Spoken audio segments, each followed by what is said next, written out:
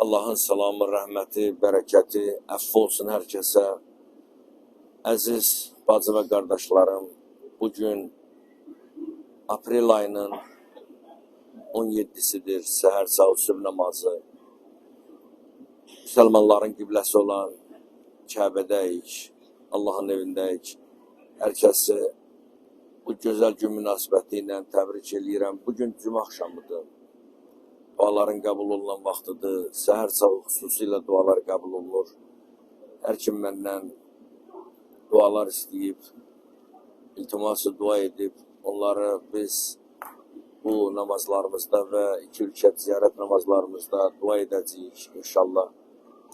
Allah Teala nə arzularınız varsa həyata keçirsin. Allah sizə yar və yardımcı olsun inşallah. Xəstələrə şəfa, dərdlərə dərman, möhtac olanların ehtiyaclarını təmin etsin. Çünki biz elə bir məkandayıq ki, bütün müsəlmanların, insanların dərisindən, soyundan, kökündən asılı olmayaraq, hər kəs burada Allaha üst tutaraq, Allahdan istədiklərini təmənna edirlər.